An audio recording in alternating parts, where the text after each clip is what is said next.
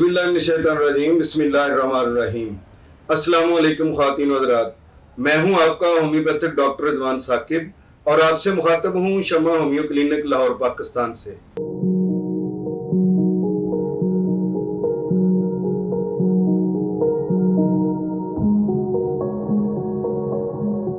आइए आज बात करते हैं कि नौजवान लड़कियों के जो ओवरी है उसके अंदर ट्यूमर या फेब्रॉइड बन जाते हैं, उनकी बच्चादानियों के अंदर सिस्ट बन जाती हैं, तो उसका होम्योपैथी में क्या इलाज है। अक्सर ये इस तरह के केसेस आते हैं कि जिसमें नौजवान बच्ची का जो ओवरी है उसके अंदर जो ट्यूमर बन गया है, फेब्रॉइड बन गई है और बाज़ औक़ात यूट्रस के अंदर जो है वो सिस्ट बन गई है, तो उसके लिए डॉक्टर जो है वो उसको ऑपरेट का मशवरा देते हैं। देखिए, ऑपरेट तक जाने से पहले आपको होम्योपैथी को जरूर आजमाना चाहिए, क्योंकि ऑपरेशन बहरहाल उसके अंदर बहुत सारी कॉम्प्लिकेशंस होती हैं। अंदरूनी तौर पर भी बहुत सारी जो गैर शादीशुदा बच्चियां हैं उनके अंदर कॉम्प्लिकेशंस हो सकती हैं, और इसके अलावा यह है कि बैरूनी तौर पर भी जहाँ पे वो कट लगता है तो वो जगह ज़ाहिर है बदनुमा होती है, और ये जो गैर शादीशुदा बच्चियां होती हैं उनके लिए ये एक मसला भी होता है।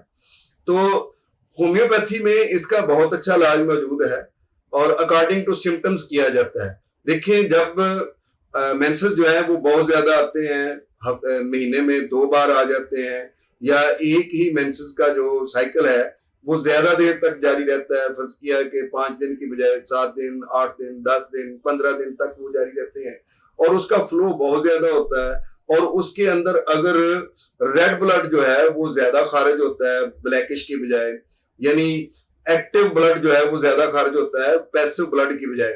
तो इस तरह की कंडीशन में मुमकिन है कि आपके यूट्रस में कोई फेब्रॉइड हो, कोई रसौली हो, कोई ट्यूमर हो या कोई सिस्ट हो। तो इन अलामात की सूरत में आपको अपने होम्योपैथिक मुआलिज से मशवरा करना चाहिए। इसके अलावा अगर आपके जिस्म पर गैर जरूरी बाल हैं तो ये भी इस चीज की अलामत हो सकते हैं कि ये कोई फाइब्रॉइड या ट्यूमर यूट्रस में हो सकता है। इसके साथ साथ यह है कि अगर हार्मोन इम्बैलेंस है, या माहवारी जो है वो 1 महीना नहीं आती है, या 15 दिन या 10 दिन लेट आती है, तो ये भी इस चीज की अलामत हो सकती है कि आपके यूट्रस में कोई फेब्रॉइड है, कोई ट्यूमर है, कोई रसौली है, या कोई किसी किस्म की कोई सिस्ट है।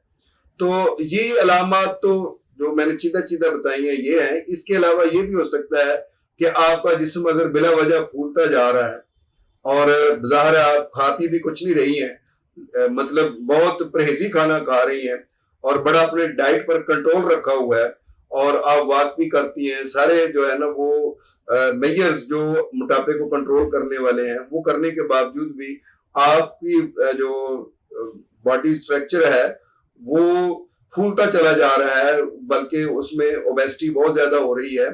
तो इसका मतलब यह है कि ये भी एक ट्रिगर है कि आपके यूट्रस में कोई रसौली, कोई ट्यूमर, कोई सिस्ट, कोई फेब्रॉइड, कोई पोलिप हो सकता है। तो इन अलामात की रोशनी में आपको सिंपली एक गायनी का अल्ट्रासाउंड करवाया जा सकता है।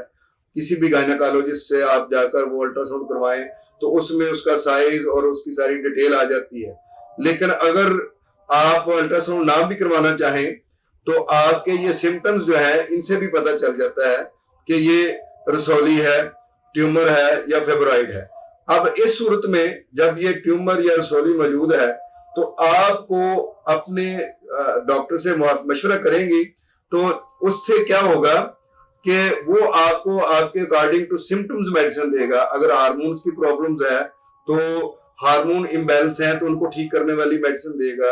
अगर आपकी माहवारी की प्रॉब्लम है, बहुत ज्यादा ब्लीडिंग हो रही है या बार बार हो रही है कि हर 8 दिन बाद 10 दिन बाद जो है वो मेंसेस शुरू हो गए हैं, तो उसके लिए डॉक्टर जो है वो आपके ये जो साइकिल है इसको ठीक करने की मेडिसिन देगा, ताकि आपके फेब्रॉइड या ट्यूमर या जो रसौली है वो ठीक हो सके, वो सिस्ट ठीक हो सके।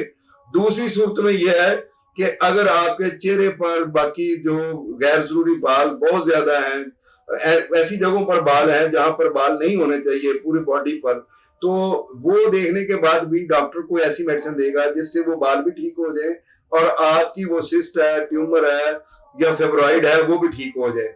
आमतौर पर जो इन चीजों के लिए मेडिसिन इस्तेमाल होती हैं वो मैं आपको बताता चलता हूँ, लेकिन ये अकॉर्डिंग टू सिम्टम्स इस्तेमाल करनी है, सेल्फ मेडिकेशन नहीं करनी है।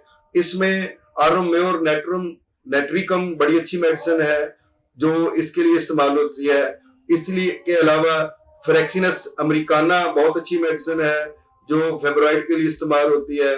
फिर थलापसी बरसा या जिसको हम जो है कैप्सिला के नाम से जानते हैं वो बड़ी अच्छी मेडिसिन है। कलकेरिया कार्ब है, ब्राइटा कार्ब है, कलकेरिया फ्लोर है।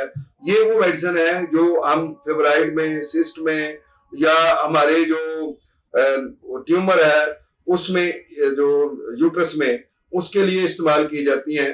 मैंने इब्तिदा में ही बताया था कि आपको ऑपरेशन से पहले अपने होम्योपैथिक मुआलिज से जरूर मशवरा करना चाहिए। ऑपरेशन तो एक आखिरी सूरत है।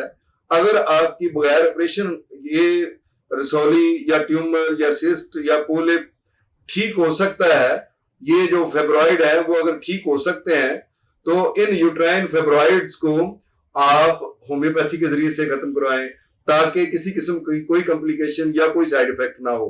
बहुत शुक्रिया। अल्लाह हाफिज। अस्सलाम वालेकुम।